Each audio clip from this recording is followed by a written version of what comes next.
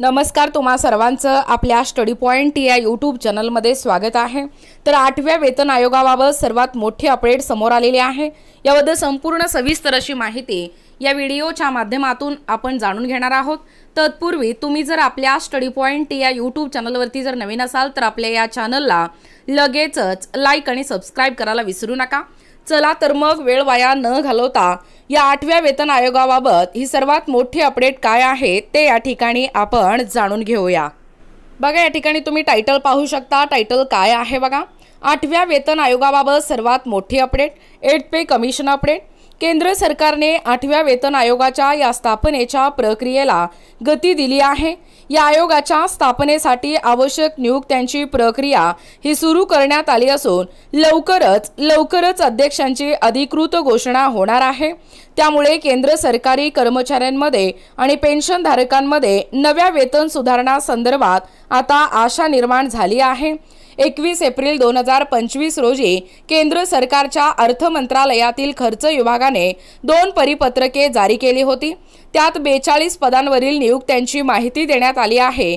यामध्ये सल्लागार सचिवालय पदे तसेच आयोगाचे अध्यक्ष आणि 2 प्रमुख सदस्यांची नियुक्तीही लवकरच करण्यात येणार असल्याचे नमूद करण्यात आले आहे। बघा, कमी सदस्यांसह आयोगाची रचना, नियुक्त्यांना गती। मिळालेल्या माहितीनुसार या वेतन आयोगामध्ये 7व्या आयोगाच्या तुलनेत कमी सदस्य असतील। या 7व्या वेतन आयोगात एकूण 45 सदस्य होते, तर यावेळेस केवळ 42 पदावर भरती करण्यात येणार आहे। यामध्ये 2 संचालक, उपसचिव आणि 3 अवर सचिव आणि 37 इतर कर्मचारी यांचा समावेश असेल। हे सर्व सदस्य TOR म्हणजे टर्म्स ऑफ रेफरन्स या निश्चित झाल्यानंतर आपली जबाबदारी स्वीकारतील। या 8व्या वेतन आयोगाचे अध्यक्ष आणि सदस्यांची नावे हे जवळपास निश्चित झाली असून त्याबाबतची घोषणा पुढील काही दिवसात केली जाण्याची शक्यता आहे। यामुळे या आयोगाच्या प्राथमिक कामकाजाला लवकरच या ठिकाणी सुरुवात होईल। बघा, कर्मचारी संघटनांची तयारी सुरू, 20 मे पर्यंत सूचना मागवण्यात आल्या। राष्ट्रीय परिषदेच्या JCM स्टाफ साइटने वेतन आयोगासाठी आपली बाजू मांडण्यासाठी तयारी देखील सुरू केली आहे।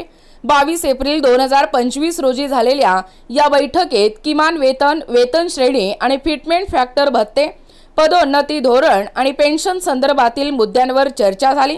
यासाठी एक मसुदा समिती तयार करण्यात आली असून सर्व संघटनांकडून 20 मे 2025 पर्यंत लेखी सूचना मागवण्यात आल्या आहेत। सरकारने अद्याप आयोगाची अनौपचारिक घोषणा केली नसली तरी नियुक्त्या व अंतर्गत हालचालीवरून हे स्पष्ट होते की सरकार हे 8व्या वेतन आयोगाच्या स्थापनेबाबत गंभीर आहे। कर्मचारी वर्गांसाठी हे सकारात्मक संकेत या ठिकाणी मानले जात आहे। बघा, 8th पे कमिशनचा कोणाला फायदा होणार?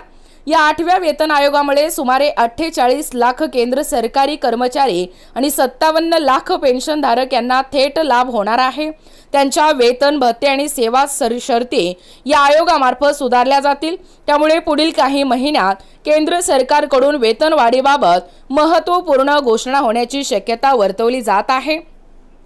बघा, एकूणच अशा पद्धतीने या ठिकाणी आत्ताच पाहिल्याप्रमाणे ही जी 8th पे म्हणजे 8व्या वेतन आयोगाबाबत ही जी सर्वात मोठी अपडेट आहे, याबद्दल संपूर्ण सविस्तर माहिती या व्हिडिओच्या माध्यमातून आम्ही जाणून घेण्याचा प्रयत्न केलेला आहोत। अशाच प्रकारचे नवनवीन अपडेट पाहिजे असतील किंवा तुम्हाला जर आमच्या अध्यापनाचे व्हिडिओ आवडत असतील किंवा तुम्ही जर आपल्या स्टडी पॉइंट या यूट्यूब चॅनलवरती जर नवीन असाल तर आपल्या या चॅनलला लगेचच लाईक आणि सबस्क्राइब करायला विसरू नका। भेटूया अशाच पुढच्या नवीन व्हिडिओमध्ये। तोपर्यंत धन्यवाद।